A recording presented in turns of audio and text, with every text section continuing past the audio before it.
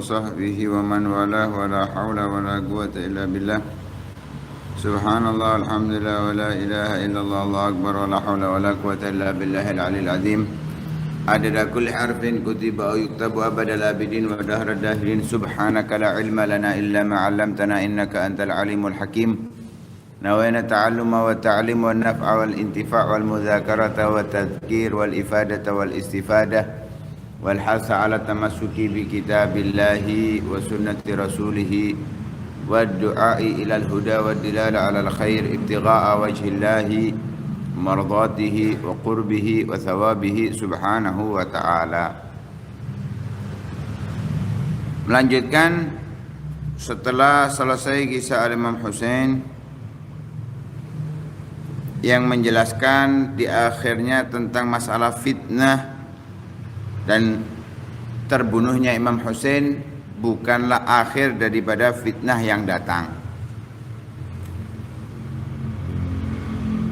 Dunia telah menawarkan kepada Rasulullah sallallahu alaihi wasallam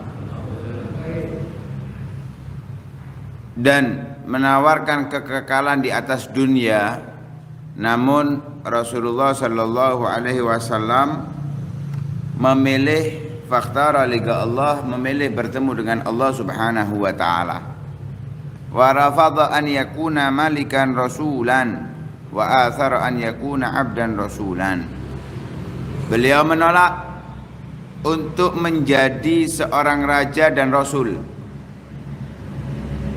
dan lebih memilih untuk menjadi seorang hamba, budak sahaya, dan menjadi rasul. Saat ditawarkan oleh malaikat Jibril atas perintah Allah subhanahu wa ta'ala, Rasulullah mendapatkan isyarah dari malaikat Jibril, antawadha, merendahlah. Pilihannya menjadi raja dan rasul apa menjadi hamba biasa dan rasul. Artinya tidak seperti Nabi Sulaiman yang mendapatkan kerajaan. Nabi Muhammad tidak memiliki kerajaan, menjadi orang biasa sama seperti yang lain. Rasulullah mendapatkan isyarat dari malaikat Jibril, antawadha, merendahlah. Maka Nabi memilih abdan wa rasulan, menjadi hamba Allah dan rasulnya Allah subhanahu wa ta'ala. Dan pilihan itu tidak hanya sekedar ucapan, yashba fayahmadullah wa yaju' fayasbirullah. Ketika kenyang bersyukur kepada Allah, ketika lapar bersabar kepada Allah subhanahu wa ta'ala. Sebagaimana riwayat hadis yang sering kita dengarkan, aju'u yauman wa ashba'u yauman, ya. Aku sehari kenyang, sehari lapar. Kalau aku kenyang, aku bersyukur. Kalau lapar, bersabar. Itu sering disampaikan oleh Rasul sallallahu alaihi wasallam dalam beberapa riwayat hadis. Bahkan ketika Rasulullah mengunjungi rumah putrinya Sayyidah Fatimah Zahra, itu Rasul sudah 3 hari belum kemasukan makanan. Dan tidak hanya sekali Rasulullah demikian. Beberapa kali Rasulullah didapati belum kemasukan makanan sampai 3 hari. Tapi jangan ditiru, gablak mari ngono. Katanya Rasulullah, laisa jismi kala jismikum, jasadku enggak seperti jasad kalian. Innama at'amani rabbi wasagani, yang ngasih makan aku Allah, yang memberikan kekuatan aku Allah. Kalau kita mau niru gak makan 3 hari, ya mari ngono op nambah gak suwe istet ya mati al bongko mari ngono. Jangan niru. Karena itu dalam puasa waslus som, nyambung puasa. Dari tadi misalkan puasa gak buka, gak sahur, langsung poso maneng besok, gak boleh, haram. Ya, haram. Kalau Nabi Muhammad boleh, khusus. Kenapa? Kekuatannya beda, fisiknya nggak sama. Lah Demikian yang dijalani Rasulullah SAW karena memilih ingin dekat dengan Allah Subhanahu wa taala, tidak mau menikmati dunia. Beda dengan kita ya. Kita ini sudah kenyang masih nyari. Wis wareg gawe meneh lho ono sing golek. Ya enggak apa-apa sampai setahun lah enggak apa-apa. Jadi nyari apa namanya? Kebutuhan sampai setahun enggak apa-apa. Itu maksimal. Itu maksimal. Itu enggak apa-apa secara kehidupan duniawi. Tapi kalau orang yang lebih memilih akhirat, cukup untuk sekarang sudah berhenti. Cukup untuk hari ini, selesai sudah, nggak akan dilanjutkan. Itu mereka yang lebih memilih akhirat. Sehingga diriwayatkan, wa tuwfiya Rasulullah sallallahu alaihi wasallam ma fi baitihi syai'un ya'kuluhu dzu kabir illa syatru sya'irin fi rafili. Ketika Rasulullah wafat, tidak ada di rumahnya apapun yang bisa dimakan kecuali hanya sebagian gandum yang ada di simpanan. Bahkan dalam riwayat yang lain, ketika Rasulullah sakit, di mana dengan sakitnya itu beliau wafat, itu sudah sebulan tidak menyala api di rumahnya. Artinya dapurnya nganggur, gak ati masak. Makanya aswadain, alma wat tamar, kurma dan air. Setiap hari makanya kurma dan air. Kalau kita kan kurma itu kan cemilan ya. Kalau Nabi itu makanan pokok kurma itu. Duduk terus mangane setengah kilo enggak ya, bijian 1, 2, 3 biji cukup. Dan itu dirasakan oleh keluarga Nabi juga. Ya enggak nyala apa namanya api di rumahnya selama 1 bulan penuh. Istri zaman sekarang, wah, kelondang, mari ngono tutup pengadilan. Saya tidak dinafkahi, kok gak dikei mangan sak wulan, gak dibelanjano sak wulan, gak ditukokno jajanan lho sak wulan, wis ngomongnya gak dikei nafkah. Ya, padahal gak ngerti maknanya nafkah dalam syariah itu apa, gak ngerti. Anggapannya sanggup sak wulan harus kei 1 juta, 2 juta, itu anggapan nafkah. Padahal nafkah itu adalah kebutuhan pokok yang harus dipakai setiap hari. Ya. Seperti apa? Makan. Itu pun ada batas minimal. Kalau memang suaminya itu orang yang pendapatannya itu menengah ke bawah, atau maksimal bagi orang yang kaya, atau tengah-tengah. Ya, kalau hitungan syariah zaman sekarang, orang yang kaya 1.000 kuwi susuk-susuk. Ya, 1.000 sedina kayak belanja itu wis susuk-susuk. Saiki ono sing belanja 1.000. Yang menengah ke bawah lho, ngirit-ngirit to, sik ndukure 50.000 ya. Ngirit iku sik ndukure 50.000. Enggak ya, aku mek 30 lah, kon hitung beras gak kon hitung. Soale tukune wulanan beras e, gak tukune langsung bendina tuku gawe kebutuhan enggak. Lah itu wis ketokan iku sing menengah ke bawah. Padahal kalau hitungan syariah butuhnya itu apa? Lauk pauk, itu pun sekedarnya. Beras misalnya itu untuk istrinya aja itu ya, kalau jatahnya 3 on itu wis keleben. Ya 3 on itu keleben. Duduk 3 kilo loh, sedina 3 on cukup. Karena apa? Kalau kita ke warung, iku porsiane sak on. Ya, porsiannya itu 1 on beras. Itu untuk 1 orang. Jadi 1 kilo untuk 10 orang. Nah kalau di omahe sih dinafkahi istri anaknya 2, berarti 3. Ya 1 kilo cukup. Piro 1 kilo? 12.000 ya. Iya, 12.000 kan 1 kilo. Standar 10.000 lah wis. Larang ya 12.000 larang. Ati basmati ya gak apa-apa. 10.000. Tukono PT sayuran-sayuran ya Allah 30.000 wis cukup guys dino ya. Kayak bojone ambek anake. Lah aku ya marungo. Ya, aja melok mangan di omah. Kalau ikut makan di rumah izin sama istrinya. Karena apa? Itu haknya istri, haknya anak yang wajib dia lakukan. Lah kita kalau ikut makan bareng mereka ya izin. Kalau mereka mengizini walaupun kita nggak minta izin ya nggak apa-apa. Ya, itu dalam syariah. Makanya harus banyak belajar. Kadang orang salah pengertian di situ. Alhasil Rasulullah di rumahnya tidak menyala api selama 1 bulan ketika Rasulullah sakit yang dimana saat itu Rasulullah wafat. Kembali ke pembahasan Imam Husain.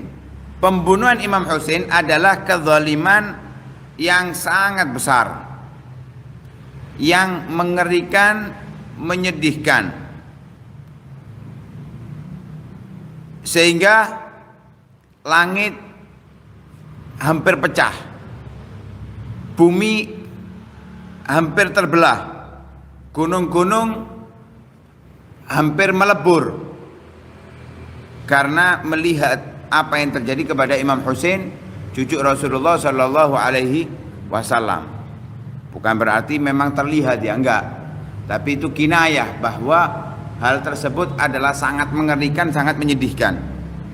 Namun tidak semestinya kita terbawa suasana ikut sedih, meratapi dengan kejadian tersebut dan menimbulkan kedengkian, memecah barisan yang diatur oleh Rasul Shallallahu Alaihi Wasallam dan menyalakan api perbedaan, api pertikaian. Karena hal tersebut telah berlalu dan telah usai, takdir Allah telah terjadi. Setiap seseorang akan melalui apa yang ada di hadapannya. Apa yang ada di hadapan kita pasti akan kita lalui. Musibah, nggak usah resah, nggak usah ngeluh. Musibah itu pasti akan kita lewati.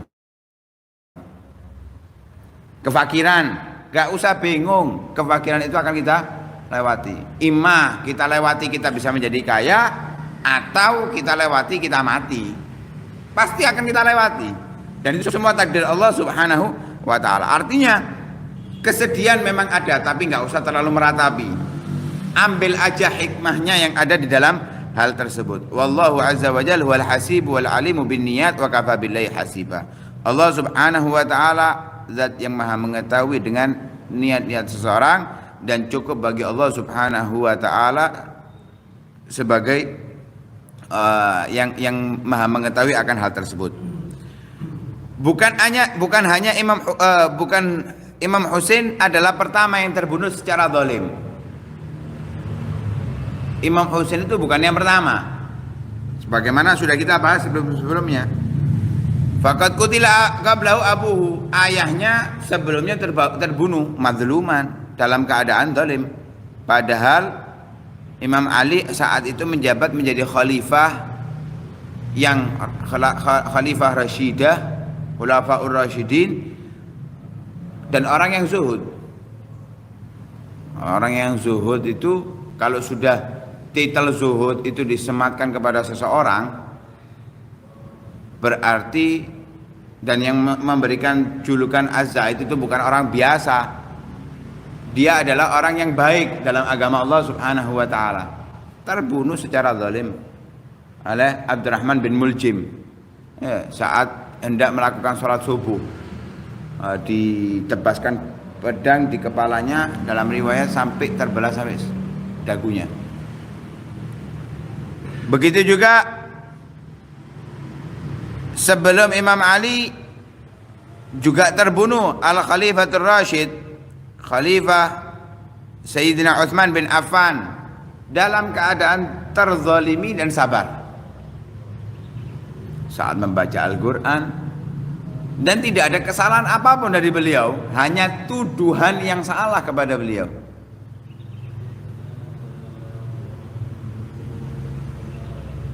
Dan dalam keadaan tersebut lam ya'dzan lis sahabati bid-difa'i anhu li alla yusfaka bisababihi damun muslimin, dan tidak mengizinkan kepada satu pun sahabat untuk menghalangi pembunuhannya, karena sudah pembunuhan itu direncanakan, menghalangi pembunuhannya agar tidak ada dari satu orang muslim pun yang darahnya mengalir sebab beliau. Nggak mau. Walaupun tetap Imam Ali memerintahkan putra-putranya dan beberapa orang untuk menjaga rumahnya Sayyidina Utsman bin Affan, tapi tetap Sayyidina Utsman bin Affan terbunuh dalam keadaan terzalimi. Dan sebelum Sayyidina Utsman juga meninggal dalam keadaan syahid, dalam keadaan terzalimi, Sayyidina Umar Al-Faruq saat beliau sholat mengimami sholat subuh di masjidnya Rasulullah sallallahu alaihi wasallam, beliau menjadi khalifah dan beliau adalah paling afdalnya manusia setelah Sayyidina Abu Bakar As-Siddiq,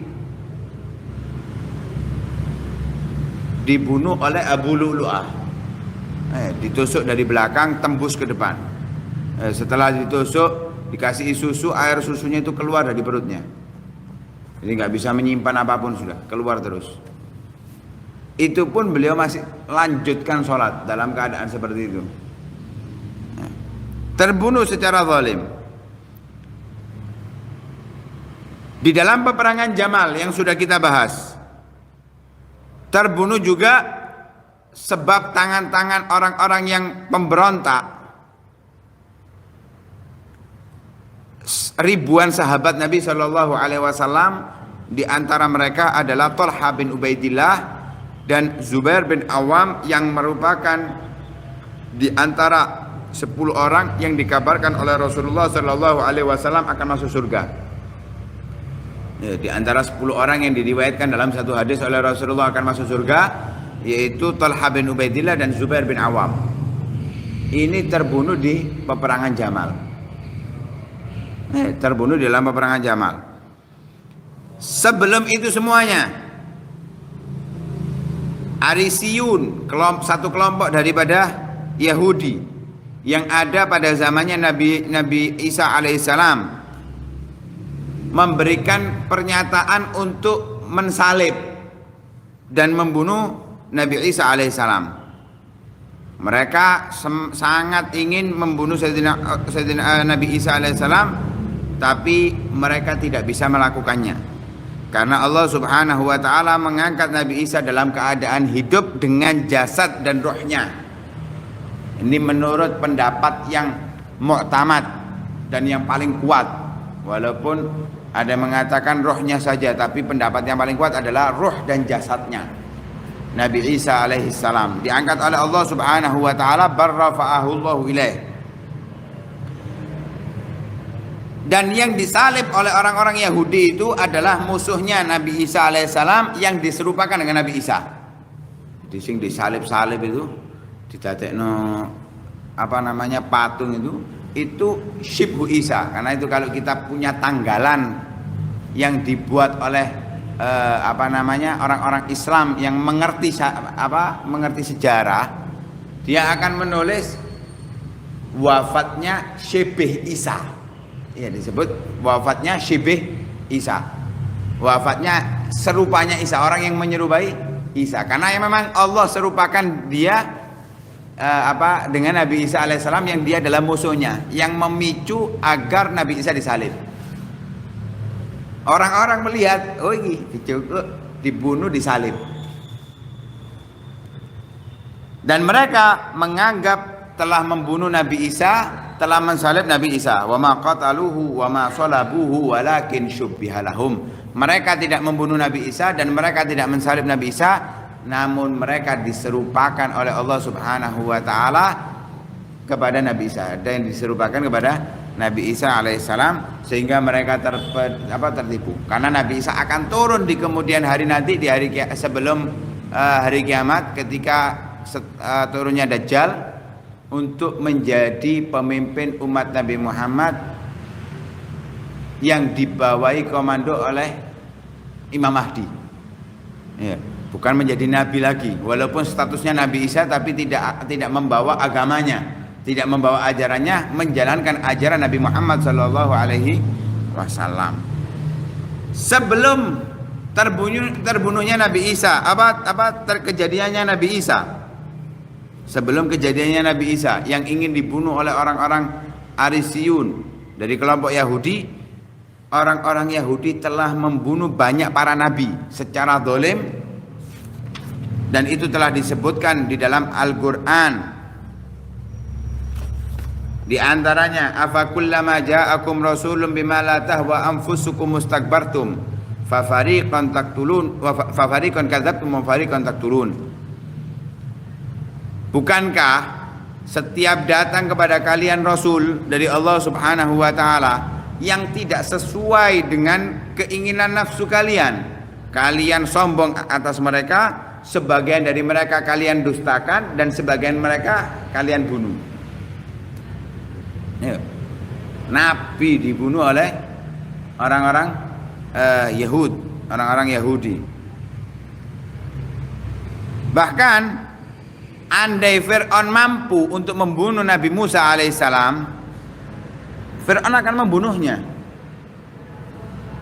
Kan keinginannya sudah terbukti mengejar Nabi Musa alaihissalam, tapi Nabi Musa diselamatkan oleh Allah Subhanahu wa taala. Andai kak diselamatkan, andai saat itu misalkan gak diselamatkan Nabi Musa, terpojok, akan terbunuh Nabi Musa oleh Fir'aun.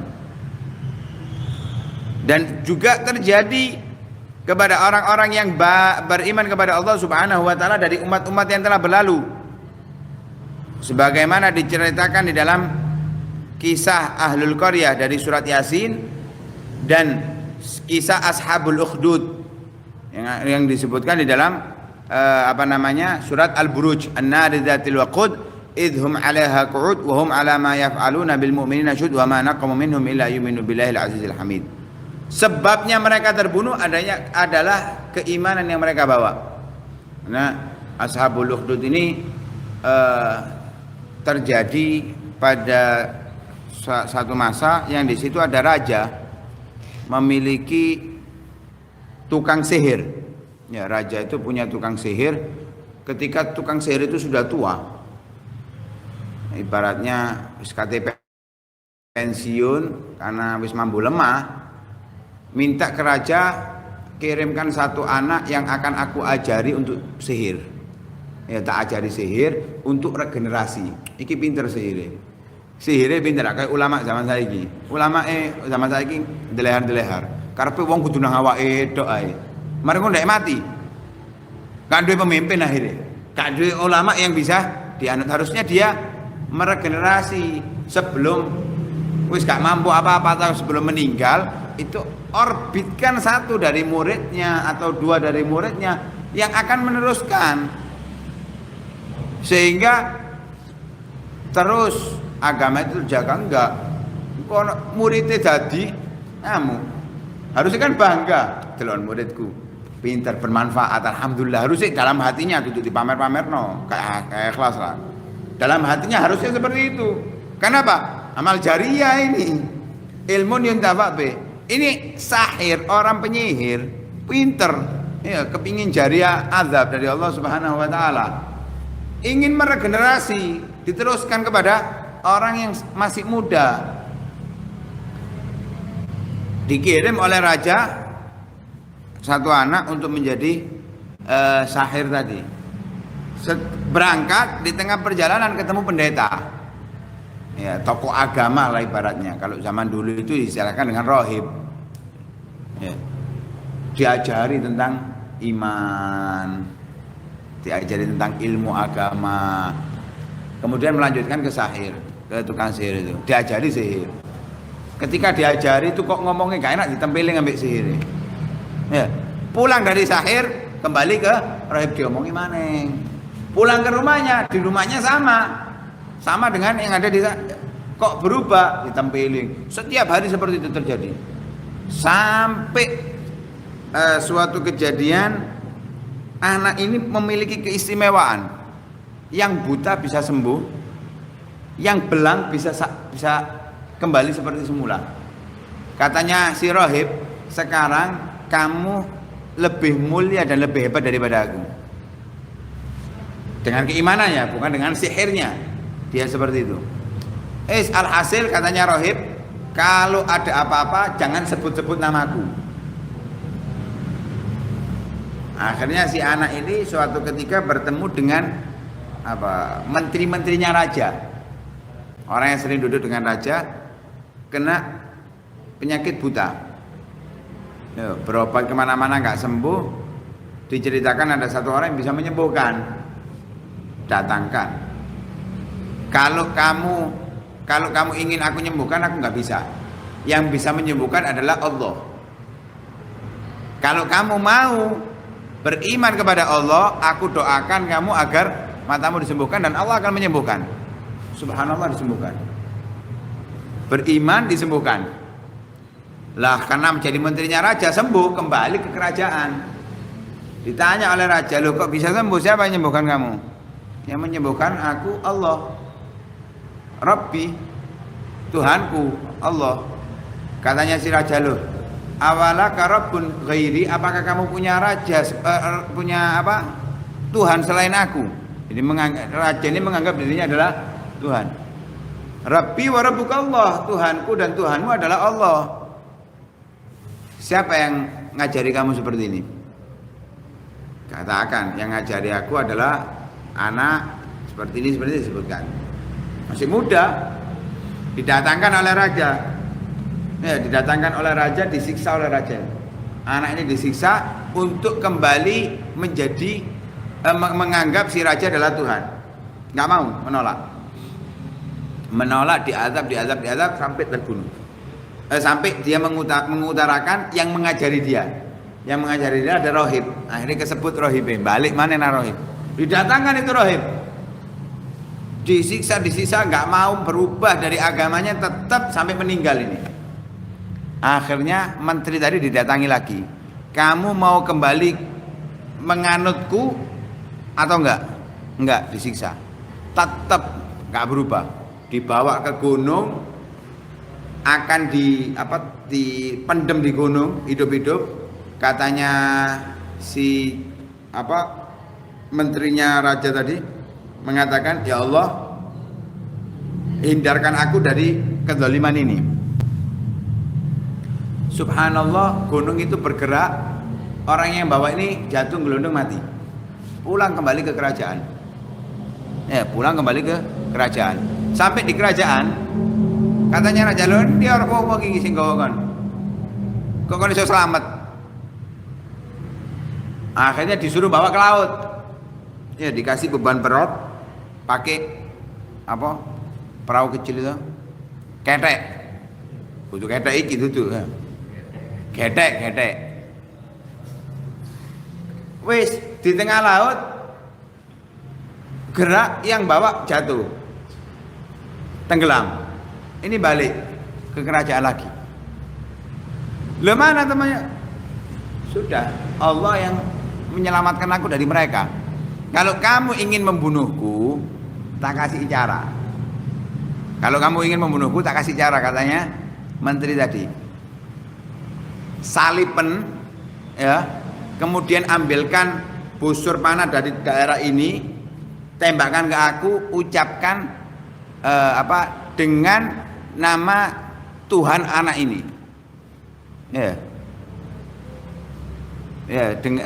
Dengan menyebut nama Tuhan ini, Tuhannya anak orang ini. Sudah dijalankan oleh raja itu. Dipanahkan tersebut di hadapan orang banyak. Akhirnya ketika dipanahkan, mengenai pelipisnya, dipegang pelipisnya, dilihat berdarah, mati. Lah orang-orang melihat semuanya.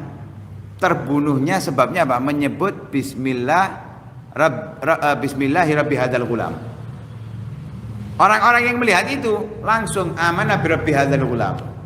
Aku beriman dengan Tuhannya orang ini. Ya, Tuhannya orang ini. Raja ini tambah abang wis ngelu ndase. Asine sak wong jadi banyak yang beriman kepada Allah Subhanahu wa taala. Diancam, kalau kalian enggak beriman kepadaku, enggak kembali kepadaku, kalian akan terbunuh. Tetap mereka sepakat berada dalam agamanya sampai digalikan parit yang sangat besar.